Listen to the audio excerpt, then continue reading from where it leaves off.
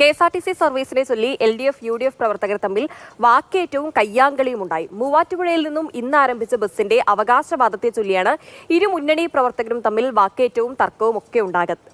സർക്കാരിന് അഭിവാദ്യം അർപ്പിച്ച് ബസിൽ സ്ഥാപിച്ച ഫ്ലെക്സ് നീക്കം ചെയ്യുന്നതുമായി ബന്ധപ്പെട്ടാണ് ഈ തർക്കം തുടങ്ങിയത്.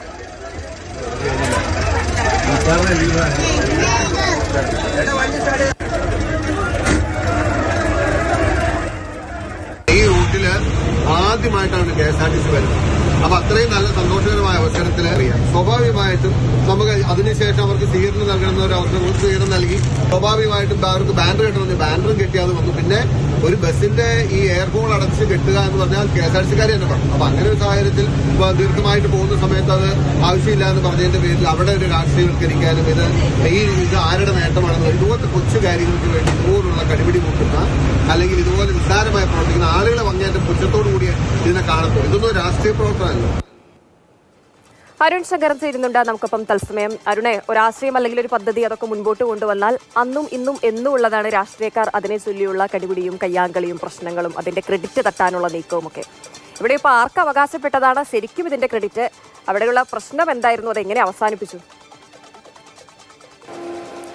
നമ്മൾ ഈ സിനിമയിലൊക്കെയാണ് ഇത്തരത്തിലുള്ള രംഗങ്ങൾ കണ്ടിട്ടുള്ളത്, ഇത്തരം തമാശ കലർന്ന രംഗങ്ങൾ കണ്ടുള്ളത്. പക്ഷേ ആ തമാശയ്ക്ക് അപ്പുറത്തേക്കാണ് ഈ ഒരു യഥാർത്ഥത്തിലുള്ള രംഗം പോയത്.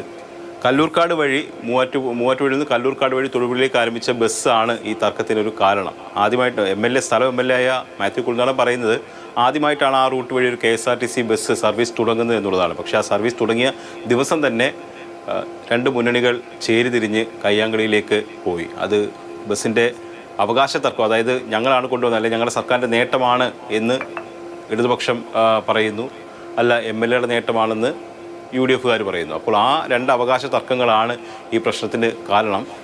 ബസ്സിൽ ഒരു ബാനർ കെട്ടിയിരുന്നു. ആ ബാനർ UDF-കാർ അഴിച്ചുമാറ്റി. ബാനർ ഇടതുപക്ഷ സർക്കാരിനെ അഭിവാദ്യം അർപ്പിച്ചുകൊണ്ടുള്ളതായിരുന്നു. അപ്പോൾ അത് UDF-കാരെന്തോ അഴിച്ചുമാറ്റി.